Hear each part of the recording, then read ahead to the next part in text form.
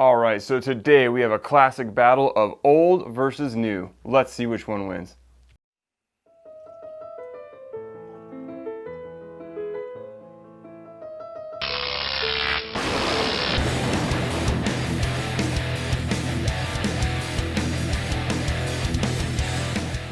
Hey everybody, and thank you so much for joining me today here on Blind Whiskey Reviews, the most honest reviews on YouTube. As always, if you aren't already subscribed to this channel, why not?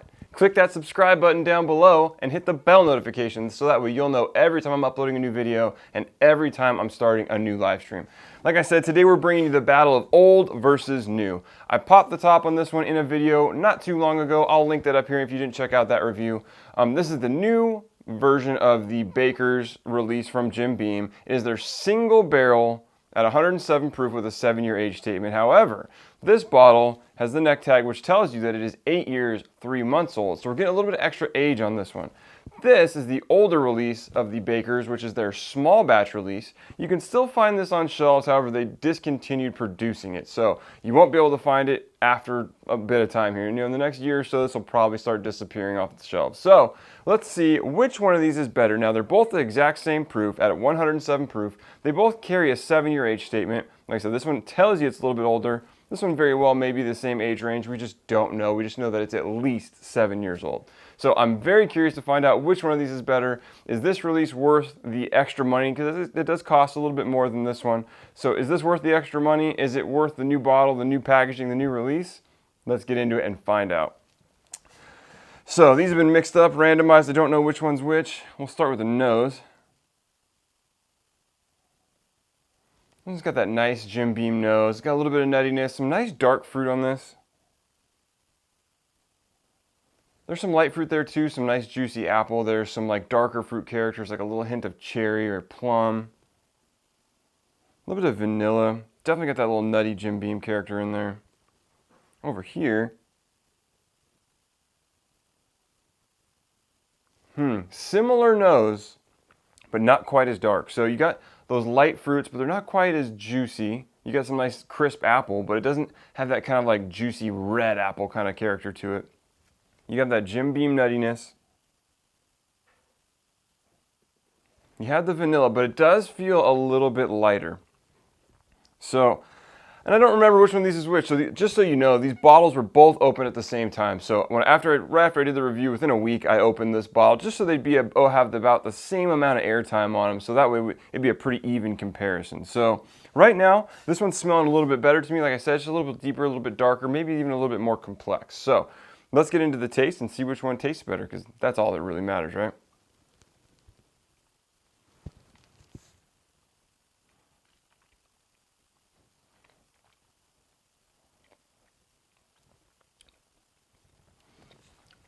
All right, so again, first taste, don't want to be too judgy yet. Doesn't have as much depth on the palate as it did on the nose. Now again, first taste of whiskey over the palate, so I don't really want to judge too much. Let's get another one down.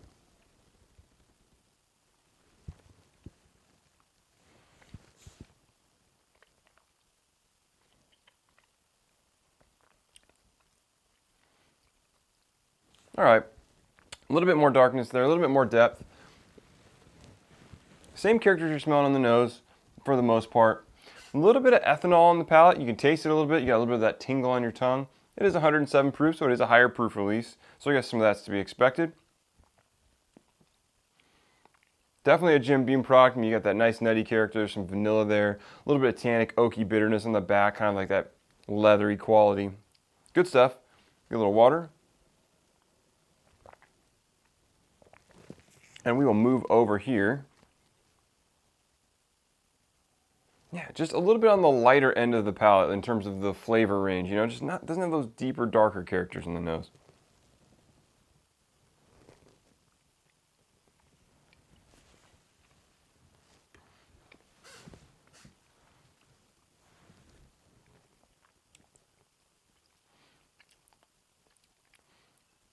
Interesting. So I can tell this is going to be a tough battle already. Very similar characters to what we got on the nose. Like I said, just not quite as much darker fruit characters, but got some nice light apple, some pear, that Jim Beam nutty character. vanilla, a little bit of tannic bitterness. You don't have that a little bite of alcohol on this one though. It's nice and smooth over the palate. It's not none of that harsh tingle. This one has a little bit of that tingliness on your tongue. This one's not there. It brings a little warming heat, but doesn't bring that kind of bitey tingle. On the back end, finishes a little bit sweeter than this one does. This one has a little bit more of a tannic bite to it. This one stays a little bit more fruity and sweet. You do get those oaky characters, that vanilla, a little bit of tannic bitterness, but you got a little bit more fruit mixed in with it than this one has. Let's get another taste though.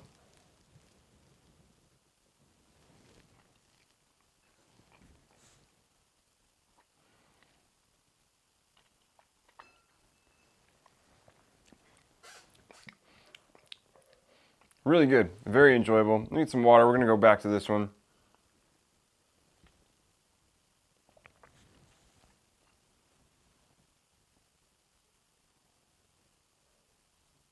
And maybe it's just because I got a little bit more whiskey on the palate, but I'm really not smelling those deeper, darker notes on the nose anymore.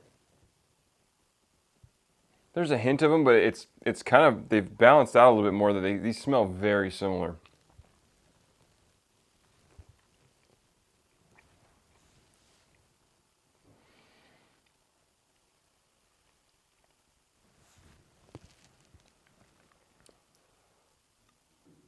Okay, yeah, it definitely has those on the palate now though. I'm tasting a little bit more of that depth, that dark, overripe plum, a little bit of cherry.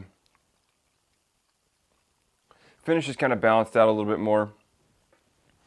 So maybe you just need to get a little bit more whiskey over the palate or drink these side by side to kind of notice some of the differences a little bit more. This one is definitely deeper and darker. Some of that alcohol flavor has gone away, although I still feel that bit of a tingle on the tongue. This is going to be a really, really tough shootout. So I'm going to do what I do in most of my head-to-head shootouts. I'm going to taste back and forth on these a little bit more.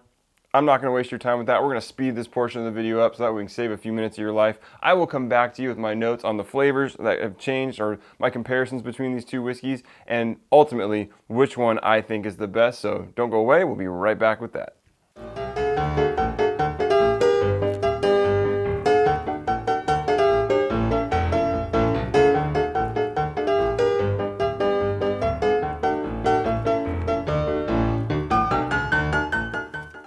All right, so I went back and forth on these quite a bit. I'm having a really tough time with this one, and I'll tell you why. They're both really good. They're different. There's definitive differences, but I can't say necessarily that those differences make one better than the other. They're just different. Like this one, like I mentioned, this one is a little bit deeper, a little bit darker, has some more dark fruit notes. This one's more like dark fruit and oak.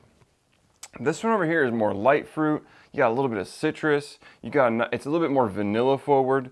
They're both equally Jim Beamy in that character, like they have that nutty character to them. That's about the same. This one finishes, that's a touch sweeter than this one does, but not by much. They're both pretty equally complex, although in their own way. It's just really, really tough because, like I said, there's nothing wrong necessarily with either of them. I really enjoy both of them. They're just different. So this is one of those cases where I think it's a pretty close matchup. Here's what we'll do. I will give it one more taste to make my definitive answer because really right now, to be honest, I'm torn. So we'll take a little sip of water and we will try this guy.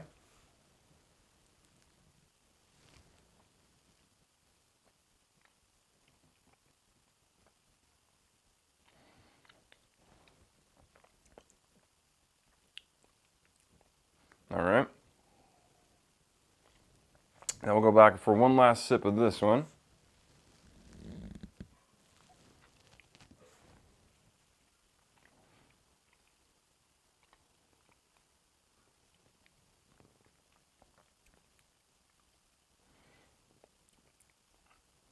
God, that's tough. Like I said, they're equally matched. They're just different. You wouldn't be mad at either of these bottles. Now, that being said, that leads us to a little bit of discussion, but we'll get there in a minute. For my winner, I'm going to pick one more taste. Sorry.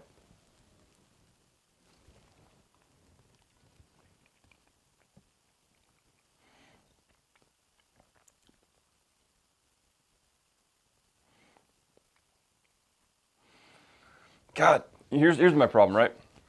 So Normally I like darker, deeper flavors. It kind of is indicative of that the whiskey has a little bit more age and things like that. This one has that, which makes me feel maybe like this whiskey's got a little bit more age on it, and perhaps it's the single barrel here. Now, this one though doesn't have the little bit of bite that this one does. This one just has a touch more bite to it. And not that I hate that, it's not off-putting in any sense, but it definitely takes away slightly from the experience, where this one doesn't have that. It's smooth the entire way over the palate, it's not bitey, and so I think those things kind of make these guys balance out a little bit.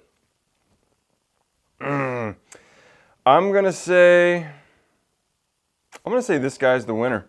That little bit of bite makes me say that it's not perfect. You know, it's just there's that little bit of something that's off-putting. So I'm going to say that this one is the winner. Now, I numbered these on the bottom of the glasses. Number 1 was the original Baker Small Batch. Number 2 is the new release of the single barrel. So we will find out which one. We'll start with our runner-up here, which is this is number 1.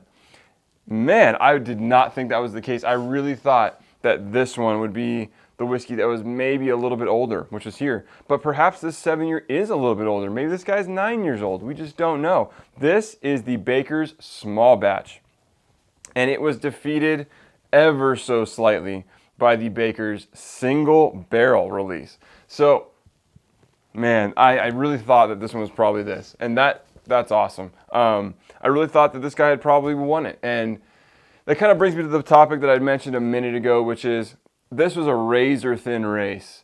And that means that and this isn't the price you're going to find this for everywhere, but I paid $30 for this bottle.